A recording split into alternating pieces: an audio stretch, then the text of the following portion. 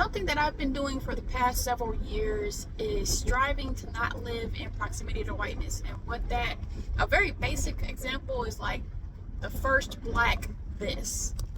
The first black whatever does not matter if you don't care about all the white people who were something first.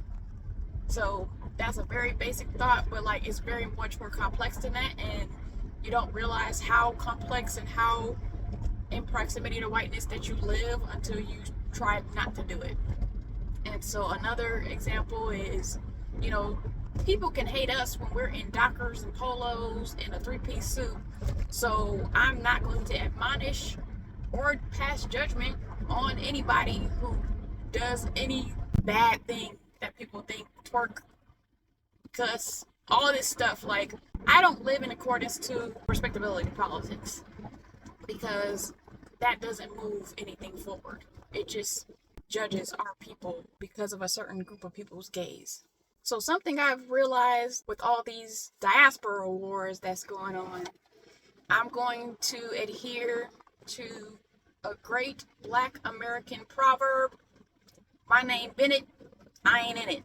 Because in addition to not living in proximity to whiteness, I've discovered that I, and possibly we, have to also not live for the acceptance of other Black people.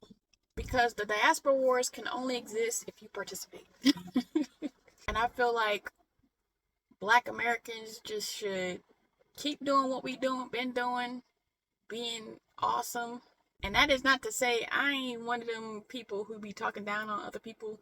So we do not have to disparage other people to do that.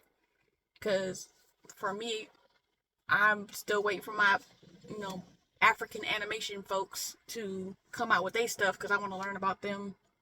My Caribbean animation folks, I want to learn about other people, but I don't have to talk down about people to get life. That is, a certain kind of supremacy that I do not participate in. So we just gotta take pride. In addition, I've made an active decision that Black American culture is a viable culture and live with that mentality. And the way I decided to do that was because being in animation, I noticed that my peers, a lot of times, when they want to create a piece of work, the people who are Black American, they want to create an African spirituality short film, maybe a Caribbean something. And it's like, Black Americans have such a rich history that is multidimensional.